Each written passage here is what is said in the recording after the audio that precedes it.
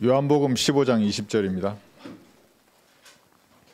유튜브로 참석하시는 성도들께서도 우리가 일었을 때 같이 일어서시고 우리가 헌금을 드릴 때 같이 드리고 기도할 때 같이 기도하고 이렇게 했으면 좋겠습니다. 요한복음 15장 20절 그 책가필 끼워두시고 히브리서 12장도 볼 겁니다. 요한복음 15장 20절부터 제가 읽겠습니다.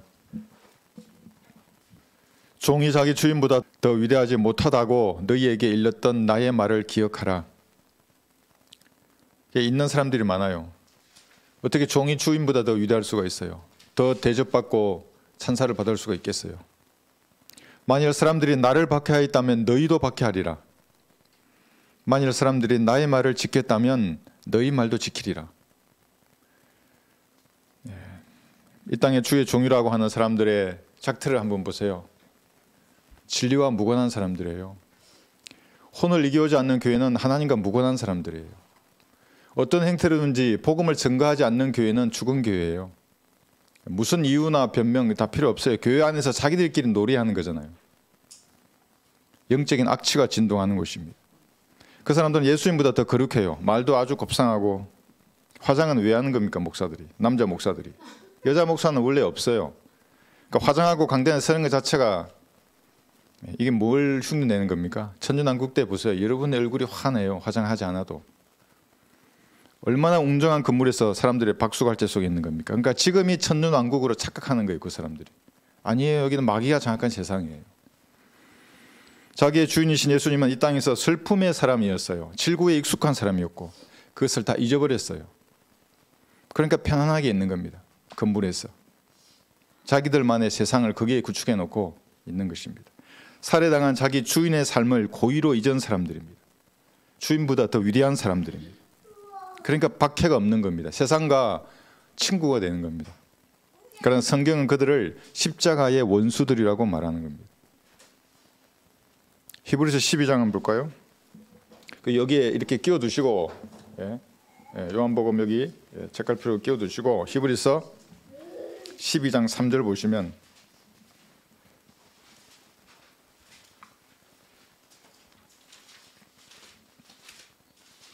예수님이 이 땅에 박해를 받으셨어요. 히브리서 12장 3절 너희가 마음이 지쳐 낙심치 않기 위하여.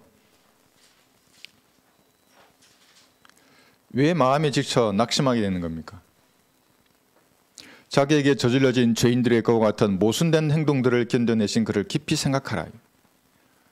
왜 창조주가 이 땅에 내려왔는데 그런 대우를 받아야 했죠? 그것이 역사상 가장 커다란 모순인 겁니다. 이해 안 되는 일입니다. 맞지 않습니다. 이치에. 자기 백성에게 왔는데 선택된 민족이잖아요. 유대인들이. 왜 그들이 예수님을 죽였던 것입니까? 그런 모순이 어디에 있겠습니까? 그런데 이제는 부활하신 예수님을 자신의 구주로 영접한 그리스도인들, 아버지의 말씀을 증거하는 여러분들을 박해하고 비방하는 겁니다. 그러니까 이것도 모순입니다.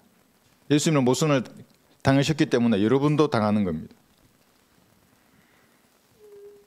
그런데 그들이 박해하는 그들이 정통이 되어버린 시대를 살고 있습니다. 그러니까 여러분들은 마음에 지쳐 낙심하지 않으려면 이런 모순을 견뎌내신 예수님을 깊이 생각해야 합니다. 그 표면적으로 뭐 할렐루야 아멘 이러면 아무 일도 안 일어나는 겁니다. 깊이 예수님이 어떻게 모순을 견뎌내시는가를 생각함으로써 힘을 얻어야 하는 겁니다. 이 본문을 가지고 10월의 마지막 날 박해받는 정통이라는 제목으로 말씀을 전하겠습니다. 세상 사람들은 10월을 노래합니다. 10월달. 이제 막 폭염이 지나고 선선한 가을 날씨가 불어오지 않습니까? 뭔가 좋은 일이 일어날 것 같은 그런 감흥에 젖는 겁니다. 단풍도 들고 낙엽이 떨어지니까 뭔가 있어 보입니다. 그래서 사람들은 거리마다 7080 음악이 흘러나오는 것에 자기도 모르게 거의 생각을 실는 겁니다. 10월의 어느 멋진 날에 이런 노래가 있어요. 좀 들어보셨죠? 한 번은? 그냥 들려요. 그냥 어디 길을 가다 보면 10월의 어느 멋진 밤에 이런 것도 있어요. 10월의 마지막 밤에 이런 거 있어요. 아주 애절한 가사로 인간의 사랑을 노래하는 겁니다. 뭐 뜻 모를 이야기가 어떠고 뭐 이러면서 10월의 멋진 노래방 이런 노래도 있어요. 10월의 멋진 노래방 있나요? 모르겠어요. 나는. 휴일 아침 나를 깨운 전화 오늘은 어디서 무엇할까? 창밖에 앉은 바람 한 점에도 사랑은 가득한 걸. 뭔가 있어 보이죠 이게. 성경적 시각으로 보면 이게 뭡니까? 들나귀의 코를 자극하는 말이에요. 죄지으로 나오라는 거예요 이 말이. 주일에 어디서 뭘 해요? 주님께 경배드려야지. 주시는 은혜로 충만해야 하는 겁니다. 주일은. 그것이 그리스도인만이 주일에 마시는 보약이에요. 가을 하늘 아래를 걸으면서 전도지를 나누어 주고 구령하면 이 보양은 더 2배가 되는 겁니다. 효과가. 그래서 빛이 나는 겁니다. 정말로. 내일이 10월의 마지막 날입니다. 세상은 떠나가는 10월을 노래하지만 그리스도인은 10월의 마지막 날에 있었던 한 가지 일을 기억해야 합니다. 우리가 10월의 마지막 날을 기억하니까 마귀의 세력들은 10월의 마지막 날을 할로윈 대회로 잡았어요. AD 604년부터 시작됐어요. 이 의식이. 11월 1일이 모든 성인을 위한 축제 날이에요. 가톨릭에서 하는 날이에요. 그걸 기념하기 위한 전날이 할로윈 대회예요. 호박 아시잖아요. 호박. 구멍 뚫어놓고 초 켜놓고. 그게 마귀예요. 성인이 뭐냐면 예수님을 구주로 영접해야 그게 세인트 성인이에요. 여러분이 성인이에요. 뭔 성인을 위해서 꿈받지 않고 지옥에서 불타고 있는 사람들을 위해서 뭘 축제한다는 거예요. 그러니까 마귀적인 놀이로 변질돼 버린 겁니다. 그러니까 어제 얼마나 안타까운 일이 있었어요. 아침에 뉴스 보니까 56명이 사망했다는데 얼마나 안타까워요. 그 젊은 사람들이. 우리가 기억해야 할 것은 1517년 독일의 마틴 루터가 비성경적 교리로 점철된 로마 가톨릭에게 던진 성경적 일침입니다. 이단이 장악했었잖아요. 중세교육 시대에. 종교개혁의 불씨가 이 10월의 마지막 날에 일어났었던 겁니다. 이때부터 이제 루터교가 나오고 이어서 장로교, 회중교회, 성공회, 감리교가 등장하는 겁니다. 그래서 저는 며칠 전에 루터교 목사의 인터뷰를 보았습니다. 목사가 나왔어요. 그러니까 이게 무슨 CBS인가 거기서 방송을 하는 겁니다. 그런데 제가 몇 분을 더 못 봤어요. 왜냐하면 루터교 목사가 신부와 똑같은 복장을 입고 왔더라고요. 검정 쇠의를 입고 로만 칼을 달고 여기 나왔어요. 여기서 끝난 겁니다. 볼 게 없어요. 가톨릭의 누룩을 몸에 걸치고 나온 거예요. 그게. 그 어떻게 개신교도예요. 그게 프로테스탄트예요. 어떻게 한거한 거예요. 그게 로마 가톨릭에게. 당시 가톨릭은 아기가 출생하면 바로 차가운 물을 뿌려서 유아 사망률이 높았대요. 근데 루터교가 바로 하지 않고 100일 지나서 물 뿌렸대요. 그래서 유아 생존율을 높였다. 그래서 어쨌다는 거예요. 세례와 유아 세례를 주는 교회는 비성경적 가르침을 행하는 단체이지 하나님의 필요하신 교회가 아니에요. 바로 물 뿌리든지 100일에 뿌리든지 커서 물 뿌리든지 똑같은 거예요. 그거는 가톨릭의 누룩을 뿌리는 거예요. 이게 물 뿌린다는 게 물에 잠기는 거예요. 성경은. 로마 가톨릭 비성경적 교리를 타파하고 성경으로 돌아가려는 그 루터의 그 신앙은, 개혁 정신은 높이 평가합니다. 그러나 가톨릭의 누룩을 탑습하는 것은 그리스도인으로서 결코 용서할 수 없는 일입니다. 루터의 개혁은 우리 성경과 같은 표준 원문에서 독일어 루터 성경을 번역했기 때문에 가능한 일이었습니다. 이 성경이에요. 이 성경. 그 성경을 여러분도 그러니까 가지고 있는 겁니다. 그런데 우리가 루터보다 더욱 기억해야 할 것은 루터가 종교개혁을 시도하던 그 시기에 이미 여러분과 똑같은 믿음을 간직했던 성경들을 믿는 사람들이 존재했었습니다. 드러나지 않았을 뿐이지. 그들은 이단에 맞서서 자신의 친척과 재물, 명예와 생명을 원수같이 하더라도 성경대로 주님을 섬겼던 사람들입니다. 그들은 성경대로 세상의 쓰레기와 만물의 찌꺼기가 되었지만 성경적인 믿음을 결코 포기하지 않았던 사람들입니다. 그들이 침례교도라 불렸어요. 세례교인이 아니었어요. 그래서 제침례교도라고 불렸던 겁니다. 유아 세례가 마귀의 교리이기 때문에 예수님의 피로 내 죄가 용서된 사실을 믿었으면 다시 침례를 받았어요. 그러니까 그 세례는 쓰레기라는 것을 침례를 통해서 보였던 거예요. 생명을 걸고 침례 받으면 죽어요. 그래도 받았어요. 그 사람들. 그래서 여러분도 침례를 받았던 겁니다. 이탈리아, 프랑스, 스위스, 독일에서 그들은 왈덴시안으로 불렸어요. 그 당시에도 있었어요.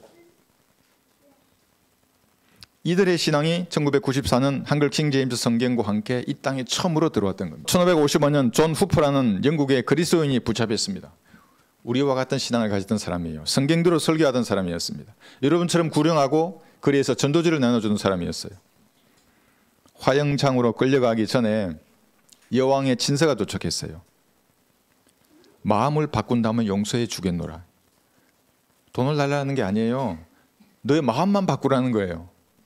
달콤한 글이 아니에요. 단지 마음만 바꾸면 살 수 있는데. 그러나 후퍼는 당장 이것을 지우시오 이렇게 말해요. 찬바람이 부는 아침, 이른 아침에 후퍼는 화영대에 묶였습니다. 그런데 생나무단밖에 없었어요. 불이 약했던 겁니다.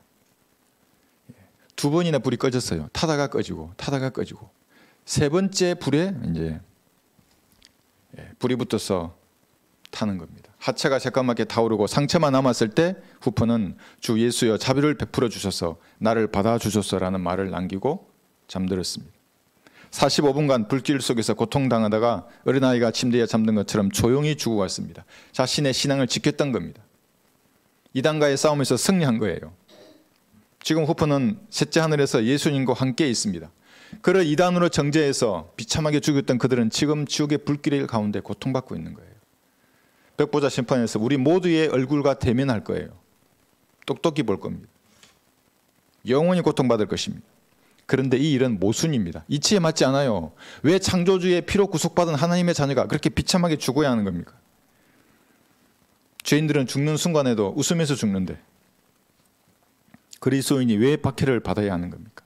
성경대로 믿고 그 믿음을 실행할 뿐인데 세상의 쓰레기와 만물의 찌꺼기 같은 취급을 받아야 하는 겁니까? 어제 거리 설교할 때 많은 사람이 몰려왔어요. 한 달 만에 파주로 가서 그랬는지 모르겠는데 그런데 그 가운데 어떤 아이는 저를 조롱했어요. 여자아이인데 정말 조롱합니다. 처음 봤어요. 어른이 조롱하면 내가 대항할 텐데 아이가 그러니까 나를 찌꺼기로 보는 겁니다. 왜 이런 일이 일어나겠습니까? 이 땅에서 그리스도인들 왜 박해를 받아야 하는 것입니까? 히브리서 12장 3절에 보시면 그 이유가 조금 나와 있습니다. 낙심하지 말아야 되는 겁니다. 너희가 마음이 지쳐 낙심치 않기 위하여 자기에게 저질러진 죄인들의 그와 같은 모순된 행동들을 견뎌내신 그를 깊이 생각하라. 우주를 창조하신 하나님이 갈보리 십자가에 뱀처럼 매달린 그 사건은 모순이었습니다. 역사 가운데 가장 큰 모순이었어요. 있을 수 없는 일이었어요. 피조물이 창조주를 대적한 겁니다. 죽이라 그러고 거짓 증인들을 세우고 못 박아 죽였던 겁니다. 공개적으로 살해했습니다. 우주의 빛을 창조하시고 태양을 창조하신 하나님이십니다. 자신이 참 빛이세요. 그런데 십자가에 매달리셔서 강렬한 태양빛 때문에 몸이 쪼그라드셨어요. 그 고통의 숨소리는 모순이었어요. 비를 내리시는 창조주가 비에 젖었어요. 추위에 떠셨고 갈증과 배고픔을 느꼈습니다. 땅을 창조하신 분이 땅에 먼지로 몸이 더럽혀졌고 편안하게 휴식을 취할 집 한 채가 없었습니다. 예수님 집이 없었어요. 근데 어떤 목사는 자기 집이 안 팔렸는데 팔아달라고 기도했더니 집이 팔려서 하나님이 부르십니다. 콜링이다. 마귀가 부른 거죠, 그게. 자기 주인이 어떻게 했는지를 깊이 생각하지 못하는 사람이에요. 하나님의 콜링은 그 사람의 말과 글과 행동으로 다 알려지는 거예요. 하나님의 사람을 보내줘요, 그들에게. 예수께서 그에게 말씀하시기를 여우들도 굴이 있고, 여우가 누구예요? 이 세상의 권력자들이에요. 구원받지 않은 사람들 중에서 권력자들 보세요. 얼마나 굴도 크고 많아요. 공중의 새들도 보금자리가 있지만 마귀들도 보금자리가 있어요. 그들의 몸이 보금자리예요. 공중이 보금자리이고 인자는 자기 머리 둘 곳조차 없노라. 누가복음 9장 58절입니다. 예수님은 아무것도 가지지 않았어요. 진짜 무소유를 실천하신 분이에요. 이것이 모순이었습니다.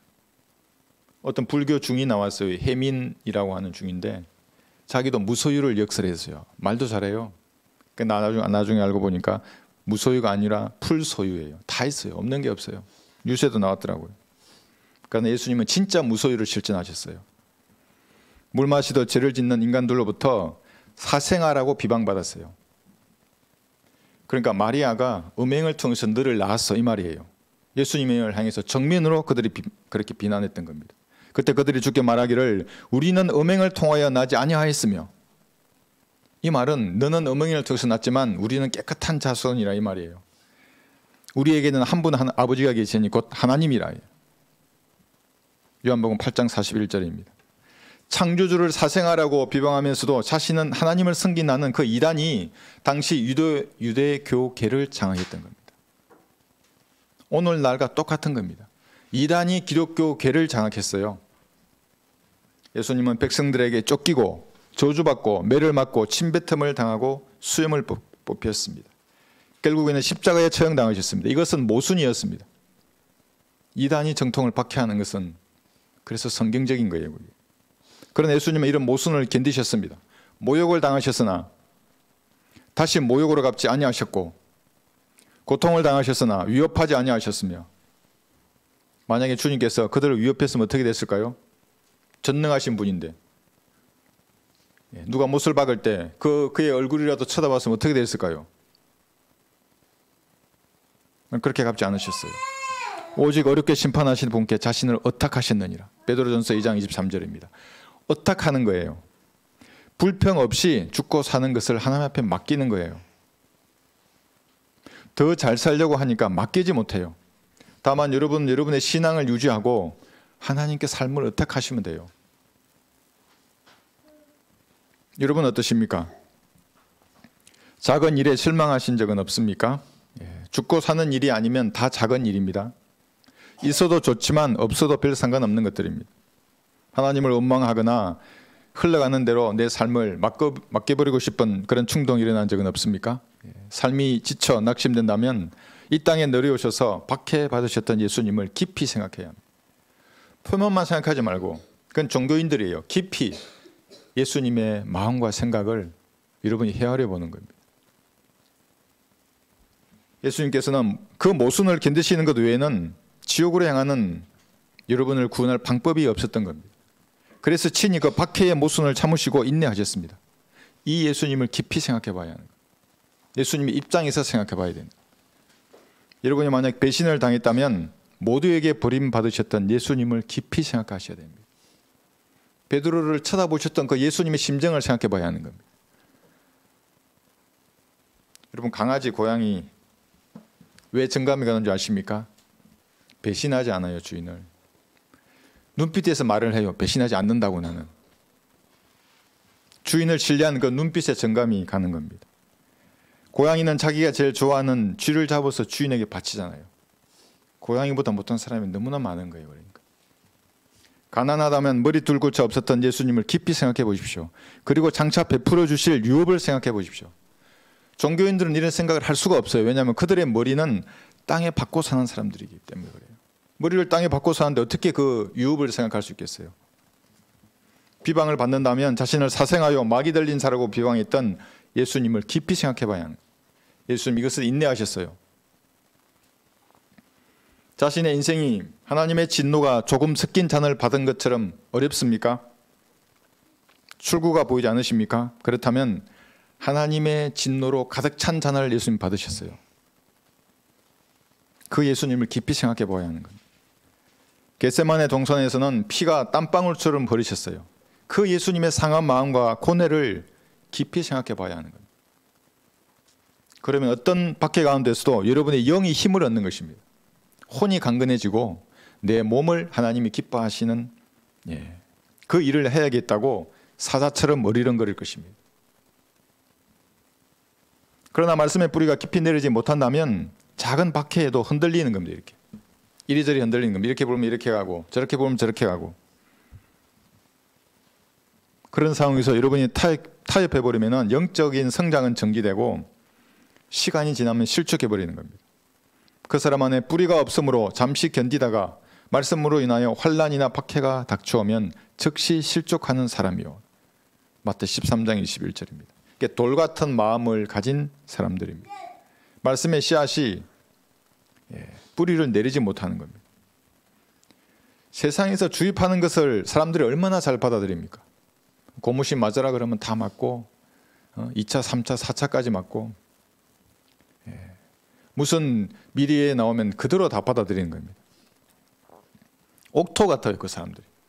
이단 교리나 사상, 육신적인 일은 스펀지가 물을 흡수하듯이 그대로 받아들이는 겁니다. 그런데 성경적 지식을 말하면 거부하는 겁니다, 사람들이. 왜 그렇습니까? 여러분, 밭에 잡초는 심지 않아도 폭풍선장해요. 심지 않아도 나는 겁니다. 곡식은 밭을 갈아서 땅을 부드럽게 해야 씨앗이 성장하는 겁니다. 갈아야 되는 거예요, 그 옥토처럼. 말씀으로 부수고 갈아야 하는 겁니다. 그렇지 않으면 뿌리를 내릴 수가 없어요. 요한복음 15장 20절 한번 보십시오.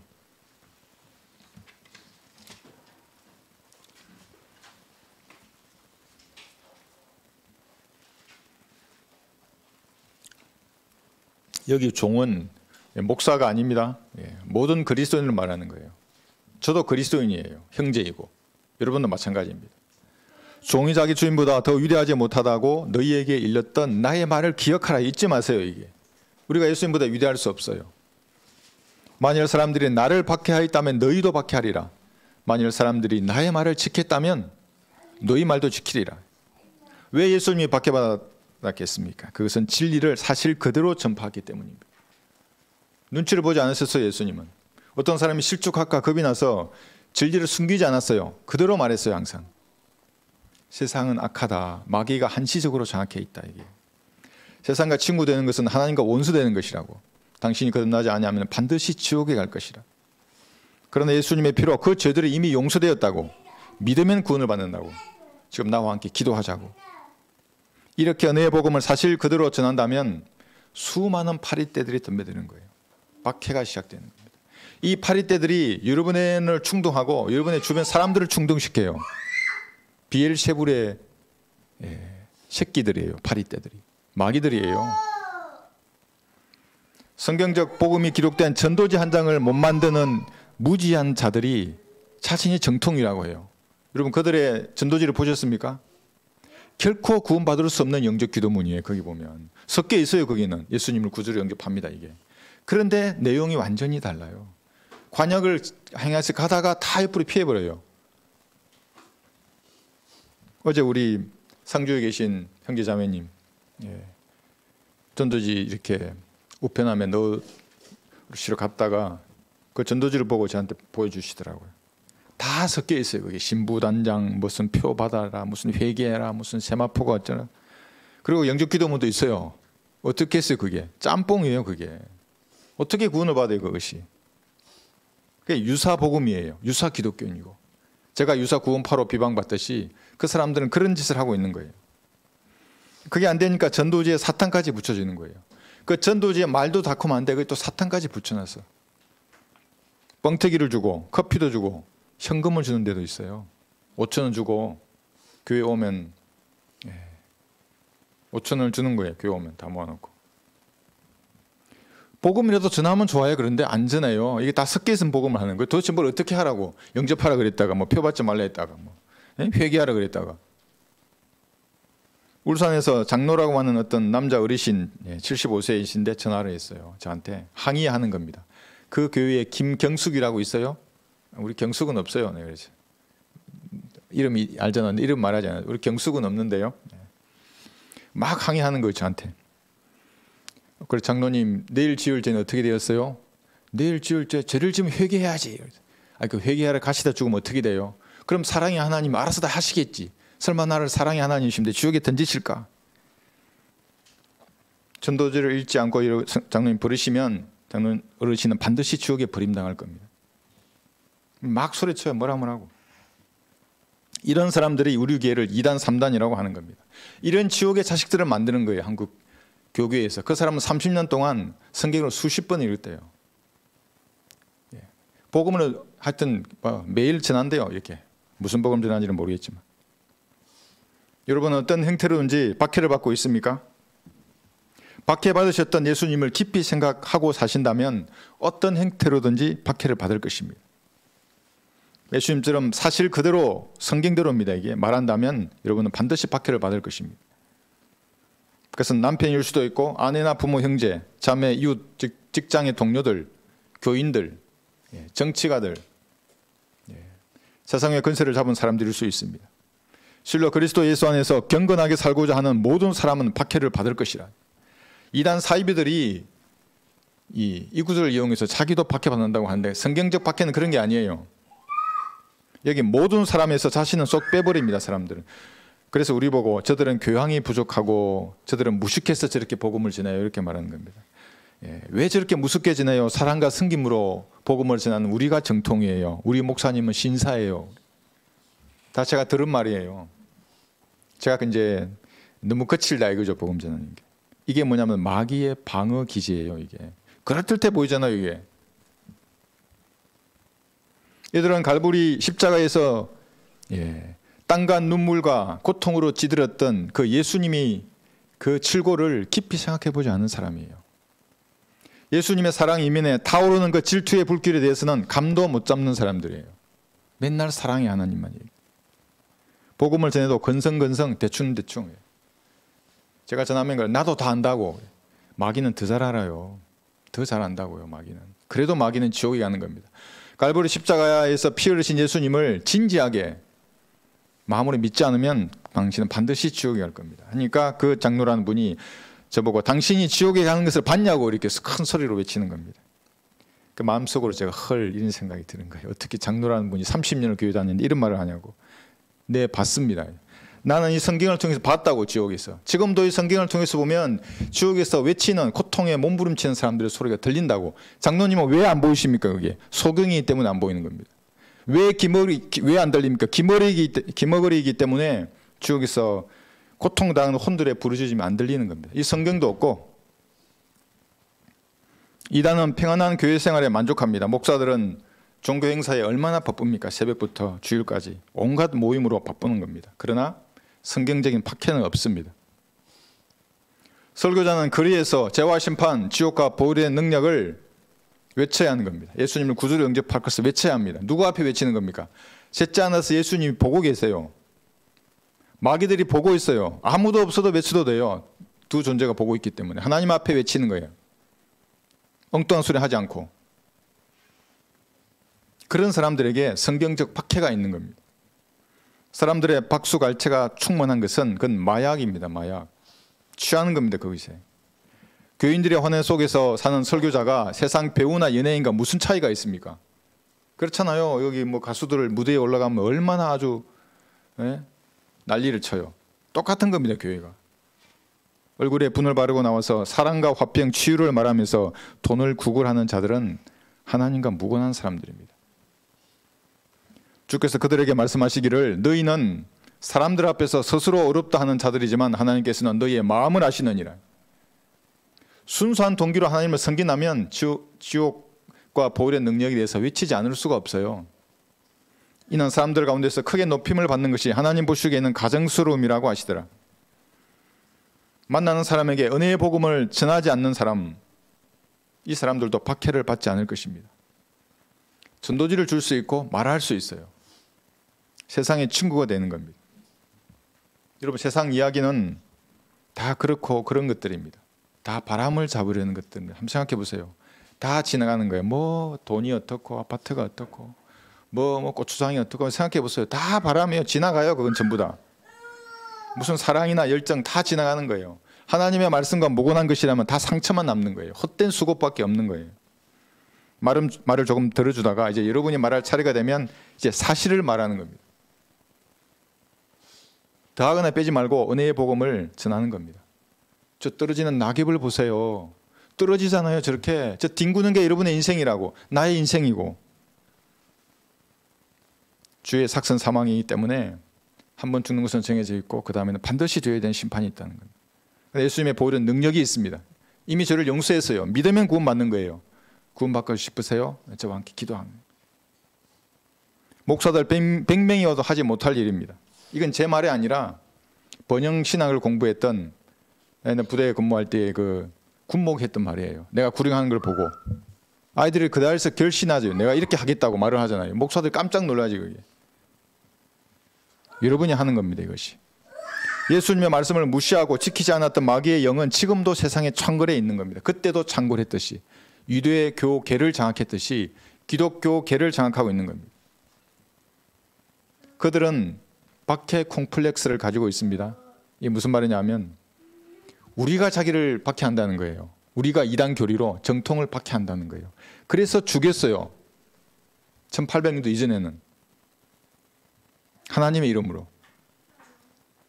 가톨릭 교도가 성경대로 믿는 사람들을 고문하고 죽일 때 나왔던 정신병이 박해 콤플렉스예요. 우리는 그런 거 없어요. 우리를 이단으로 정죄하면서 우리가 자신들을 박해한다는 빌미를 들어서 죽였던 겁니다. 성경대로 믿는 사람들은 다만 사실을 있는 그대로 전할 뿐입니다. 갈보리 십자가에서 당신의 죄가 용서된 것을 믿지 않고 예수님을 구주로 영접하지 않으면 당신은 반드시 죽어야 할 것이라고. 이것이 화양 냄새를 풍기는 그리스도인이에요. 소리칠 필요도 없어요. 잔잔하게 말하면 돼요. 여러분의 전하는 말과 전도지를 통해서 마음이 고운 사람들은 다 구원받고 진리의 지식을 찾게 될 겁니다. 두려워할 것도 없어요. 받아들일까 안 받아들일까 걱정할 필요도 없는 겁니다. 그들은 세상에 속하였으므로 세상에 관한 말을 하나니 세상에 그들의 말을 듣느니라. 세상에 속한 사람이 세상의 말을 하니까 세상 사람들이 듣는 거예요. 우리는 하나님께 속하였으니 하나님을 아는 자는 우리의 말을 듣고 하나님께 속하지 아니한 자들은 우리의 말을 듣지 않느니라. 이로써 우리가 진리의 영과 미혹의 영을 아느니라. 이게 마음의 차이입니다. 이것은 마음이 고와야 은혜의 복음이 전파될 때에 그것을 듣고 구원받는 겁니다. 마음이 고와야 진리의 지식을 보는 그 분별에 눈이 열리는 겁니다. 그러지 못한 사람은 미혹의 영에 사로잡혀 있는 겁니다. 그 장로같이 지옥에 향해서 가는 거예요. 그러나 그들의 이 모든 일들을 내 이름으로 인하여 행하리니 요한복음 15장 21절입니다. 이는 그들이 나를 보내신 분을 알지 못하기 때문이라. 여러분이 어떤 행태로든지 성경적 신앙을 고수하는데 박해를 받는다. 그것은 예수님의 이름 때문에 받는 겁니다. 부추어 때문에 받는 게 아닙니다. 석가모니의 이름으로 받는 게 아니에요. 마호멧이나 마리아의 이름으로 받는 것도 아닙니다. 이만희나 장길자, 안산홍, 문선명 같은 사이비의 이름으로 받는 것도 아닙니다. 그들은 여러분들을 위해서 땀 한 방울 흘리지 않았어요. 돈만 갈취하는 마귀의 종들입니다. 그러나 예수님은 여러분을 위하여 몸의 모든 물과 피를 다 쏟았어요. 심장이 터지셨던 분입니다. 내가 당해야 할 저주를 예수님이 당하셨습니다. 내가 가야 할 지옥을 예수님이 가셨습니다. 내 혼이 벌레가 되어서 영원한 수치와 고통 속에 살아야 하는데 그래야 마땅한 사람인데 예수님께서 나 대신에 그 일을 당하셨던 겁니다. 그래서 참으로 고결하신 이름이 예수님입니다. 예수님의 이름 때문에 무엇인가 당해야 한다면 자비의 하나님께서 그것을 나에게 쏟으시길 간구해야 하는 겁니다. 고난의 잔을 나를 위해 담으셨던 예수님입니다. 이제는 내 잔에 그걸 채워야 하는 겁니다. 벌레같이 죄만 짓고 살다가 지옥에서 영원히 보내야 마땅한 나였는데 예수님을 위해서, 예수님의 이름을 위해서 박해받을 영광을 주신다면 오직 감사와 찬양을 돌려드리는 겁니다. 아무나 잔을 주지도 않아요. 예수님은 받지 않은 사람에게 잔을 왜 줍니까? 사탄이 보고 있는데 지금 옆에서. 이것이 그리스도인의 고백이어야 하는 거예요. 베드로전서 4장 14절에 보시면 한번 펴보십시오.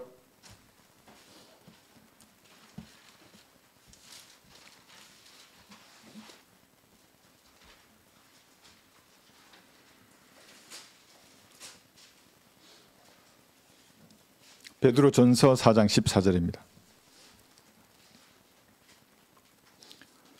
너희가 그리스도의 이름을 위하여 욕을 당하면 복이 있느니라. 이는 영광의 영 곧 하나님의 영께서 너희 위에서 안식하고 계시기 때문이니라. 그들의 편에서는 그분께서 비방을 당하시나 너희의 편에서는 영광을 받으시느니라. 여러분의 믿음을 포기하지 않는 것으로 인하여 욕을 당하고 비방을 받고 박해를 받을 때에 이것을 깊이 생각해야 하는 겁니다. 하나님께서 나를 통해서 영광을 받으시는구나. 여러분 위해서 안식하고 영광을 받으시는 주님을 깊이 생각해야 하는 겁니다. 그러나 비굴한 자세로 신앙을 타협해버리면 당장의 어려움은 면해요. 그들이 나를 친구로 대해주겠죠. 그런데 훗날 새 예루살렘 도성에서 간증할 것이 아무것도 없는 겁니다. 한번 생각해 보세요. 새 예루살렘 도성에 갔어요. 황금길. 드디어 간 거예요. 그 황금길에. 주님을 위해서 박해받은 많은 것들을 간증할 거예요. 비록 내 목을 내놓지는 못했지만 전도지를 나누어 주는 순간을 말하고 구령했던 순간을 말할 겁니다. 내 믿음을 고수했던 그것을 말할 거예요. 사람들이 전도지를 던지고 실제로 던집니다. 우리 지금 여기에 간증은 하지 않지만 던져요. 얼굴에 이렇게. 실제로 욕을 해요. 그런 얘기를 하는 겁니다. 그럼에도 복음을 전했었지. 내 삶에 힘들고 어려운 일이 있었지만 하나님께서 그걸 자상하게 인도해 주셨어. 내 신앙을 포기하지 않았어. 나는 타협하지 않았어. 그런데 어떤 사람은 그 간증 시간만 되면 사라지는 사람이 있어요. 순찰 나갔어. 순찰. 안드로메다 성운으로. 쥐구멍이라도 숨고 싶은데 새 예루살렘 도성에는 쥐구멍이 없어요. 뭐 캄캄한 어둠도 없어요. 그러니까 순찰 나가는 거지. 어떤 사람은 딴소리만 할 겁니다. 교회 안에서 웃고 울고 박수치던 얘기만 해요. 교회 안에서, 건물 안에서. 아무도 못 알아듣는 방언했던 얘기를 하는 겁니다. 유튜브에 보면 서모세 유튜브라고 있어요. 나이트클럽이에요. 여기 같이 이게 손을 잡고 춤을 춰요. 여기서 손만 대면 다 나가 떨어져. 뒤로 벌렁 나가 떨어지는 거예요. 그런 간증을 하고 있으면 새 예루살렘 도성의 분위기가 어떻게 되겠어요? 자기 목사 자랑, 큰 교회 건물 자랑, 돈 자랑, 자식 자랑. 그런 간증은 아무도 듣지 않습니다. 군인은 자신이 받은 훈장을 간증하는 거예요. 그 훈장에는 자신의 땀과 눈물과 피가 서려 있는 거예요. 예수님의 이름을 높였던 간증만 인정받는 겁니다. 화영장에 불에 태워졌던, 화영장에서 불에 태워졌던 후프 형제도 그 간증하는 자리에 이제 나왔어요. 화영을 당하는 중간에 불이 2번이나 꺼졌잖아요. 세 번째 겨우 불이 붙어서 화형을 당했던 형제입니다. 얼마나 고통스러웠겠어요. 45분간이나. 폭수의 순구사에 나오는 말이에요. 45분간 이분은 불에 태워진 거예요. 그런데 어떤 자들이 교회 안에서 떠들었던 이야기는 하고 할렐루야 이러면서 아무도 못 알아듣는 방언했던 이야기하면 그 분위기가 어떻게 되겠어요? 아마 다시는 그 사람을 보지 않을 거예요. 여러분이 박해를 피해서 타협하는 순간 마귀에게 승리를 안겨주는 겁니다. 예수님의 피로 구원받은 그리스도인이 예수님을 살해한 자들에게 승리를 주다니 그건 있을 수 없는 일입니다. 군인에게 있을 수 없는 일이에요. 여러분들은 마귀에게 패배의 썬잔을 맛보게 해야 합니다. 어떤 마귀가 보더라도 다음 순간에 죄를 짓는 상황이에요. 이제 그럼 마귀가 승리하잖아요. 그럴 때에 갑자기 정신을 차려서 죄를 안 지으면 어떻게 되겠습니까? 쌤통이에요. 마귀한테. 쌤통의 뜻이 남이 낭패 본 것을 고소해야 한다는 뜻이에요. 예수님의 피로 값을 치른 여러분이 왜 마귀에게 승리를 안겨줘야 하겠습니까? 쌤통을 안겨줘야지. 아주 쌤통이다. 지내서. 여러분 예수님의 피로 값을 치르고 산 것이니 그러므로 하나님의 것인 너희 몸과 너희 영으로 하나님께 영광을 돌려야 합니다. 성경에서 처음으로 박해가 등장하는 구절을 한번 보겠습니다. 신명기 30장 7절입니다. 그러니까 첫 언급의 법칙에 따라서 박해의 의미를 하나님께서 어떻게 보고 계신지를 여기서 나타내주고 있어요. 신명기 30장 7절. 잘 한번 들어보세요. 주 너희 하나님께서 이 모든 저주를 내 원수들과 너를 미워하고 너를 박해한 자들 위에 두시리라. 이게 뭐예요? 여러분을 박해하는 자들 위에 하나님께서 저주를 두시겠다는 거예요. 그래서 성경대로 믿고 실행하는 그리스도인을 미워하고 박해하는 자들은 각별히 주의해야 합니다. 하나님께서 미리 이렇게 두셨어요. 여기에 무슨 목사다 집사다 무슨 총회장 이런 직분을 말하는 게 아니라 뭐 우리 교제권이다 아니다 이런 거 말하는 거 아니에요. 예수님의 피로 구원받고 은혜의 복음과 진리의 지식을 전하는 그것을 고수하는 그리스도인을 말하는 것입니다. 그 안에 내주하시는 예수님을 미워하고 박해하는 자들은 자신들이 뿌린 대로 거두는 것입니다. 이 추수의 법칙은 불변이에요. 변하지 않습니다. 지금 당장 뿌리지 않는다고 거두지 않는다고 막 욕하는데도 하나님 나를 내버려 두시네. 심판이 내게서 지나갔구나 이렇게 착각하는 사람들도 있을 것입니다. 하나님이 나를 잊으셨구나. 근데 하나님은 잘 모르는 사람이에요. 여러분의 모든 세포수를 아세요. 하나님은 머리카락 수는 당연히 알고 책들에 기록해 두신다 그랬잖아요. 인간이 이해하기 쉽게 책에 기록해 둔다는 말이에요. 그게 얼마나 꼼꼼하신 분인데요. 이 생에서 거두지 않는다면 저 생에서 반드시 뿌린 대로 거두는 것입니다. 구원받지 않았다면 더 뜨거운 지옥으로 가요. 그래서 그것을 더 낮은 지옥이라고 말하는 겁니다. 그럼 시골에 구들장 아세요? 구들장? 전 어릴 때 구들장에서 살았어요. 그 밖에 갔다 오면 우리 할머니가 항상 구들장으로 우리 손자 왔다고 따뜻한 데 앉으라고. 뜨거운 데가 있고 차가운 문 쪽이 있어요. 지옥도 그래요. 가장 아래의 지옥이 뜨거운 곳이에요. 구원받았다면 받을 상급이 다 불타버릴 것입니다. 자기 혀를 제어하지 못한 대가예요. 그것이. 여기 그리스도인의 성장 8단계 만화책에도 나와 있는 겁니다. 여러분을 미워하고 박해하는 사람의 죄를 용서하지 않는다면 정해진 시간에 하나님의 심판이 그에게 임할 것입니다. 그래서 용서하라는 거예요. 너희가 누구에게 무엇을 용서하면 나도 그리하고 만일 내가 무엇을 용서했다면 그것은 너희를 위하여 내가 그리스도를 대신하여 용서한 것이니라. 고린도후서 2장 10절입니다. 여러분이 누군가의 죄를 용서할 수 있어요. 박해하는 사람들의 죄를. 그런데 용서하지 않을 수도 있어요. 여러분이 아끼는 사람이라면 그 죄를 용서해 주세요. 기도하면 되는 거예요. 그냥 아끼지 않는 사람이라면 여러분 아픈 마음을 하나님 앞에 그대로 아리세요. 그 눈물이 주님의 병에 모이는 겁니다. 이렇게 사람들이 이렇게 말하면 의미를 잘 몰라요. 한번 생각해 보세요. 우리 아이가 있는데 아이를 괴롭히는 독사가 한 마리 가까이 와요. 나에게는 작대기가 있어요. 이게 살려두겠어요? 그 뱀을? 예. 주님의 병에 눈물이 쌓이는 거예요. 그래서 그런데 여러분이 박해를 하는 경우도 있습니다. 박해를 받을 뿐만 아니라 바울은 구원받기 전에 자신이 신뢰하던 유대교회에 따라서 성도들을 박해했어요. 잡아서 죽였어요. 사울아 사울아 내가 왜 나를 박해하느냐. 사도행전 9장 4절이에요. 성도들을 박해하는데 예수님이 왜 네가 나를 박해하느냐 그런 거예요. 왜 그래요? 성도들이 예수님의 몸과 살과 뼈의 지체들이에요. 여러분이 작은 그리스도예요. 그러자 그가 말하기를 주여 당신은 누구시니까 라고 하니 주께서 말씀하시기를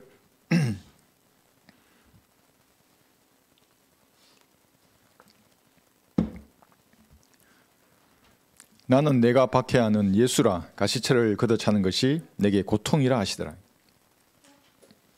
여러분 이 땅에 주의 천사로 나타나신 예수님을 볼 경우가 없을 겁니다. 지상에.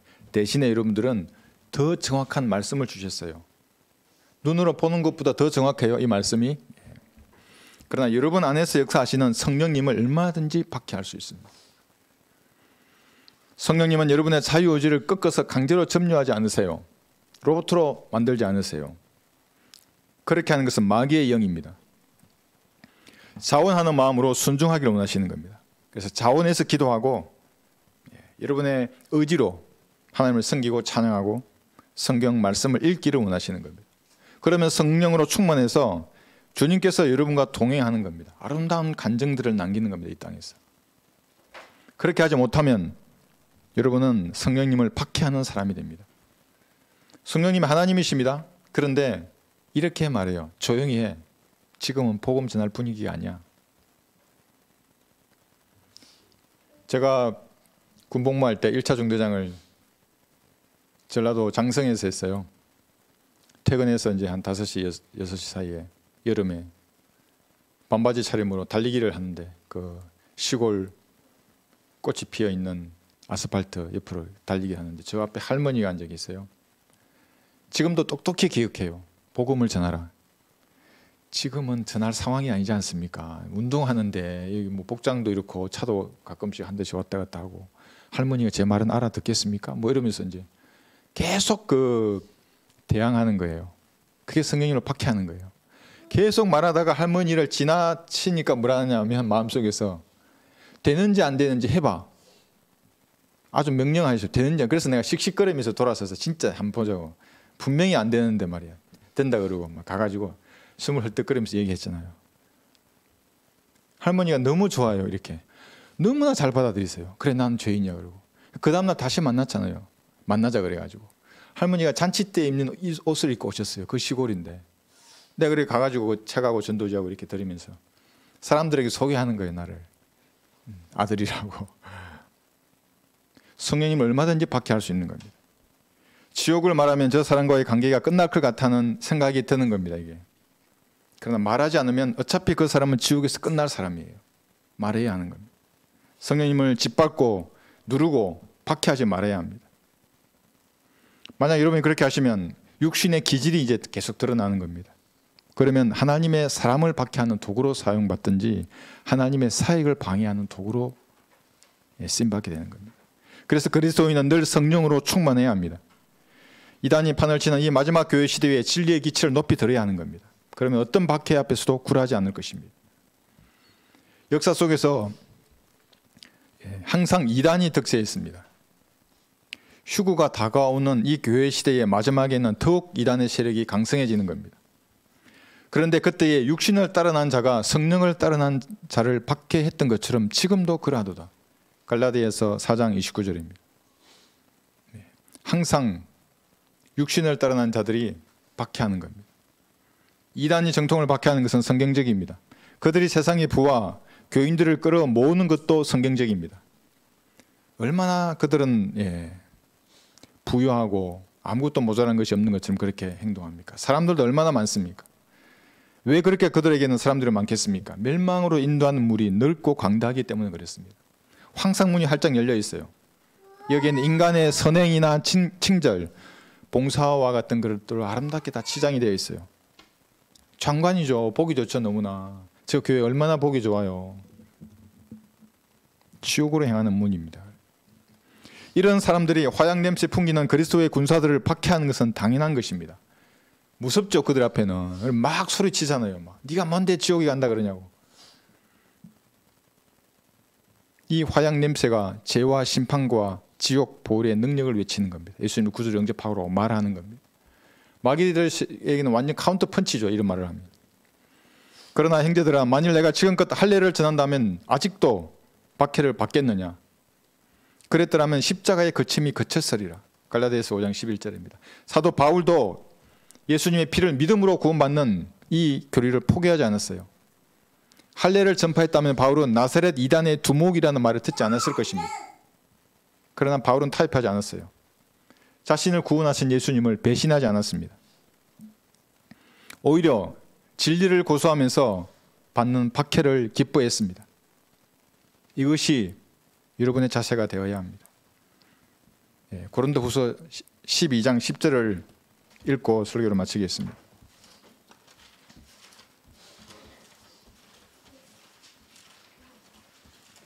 고린도후서 12장 10절.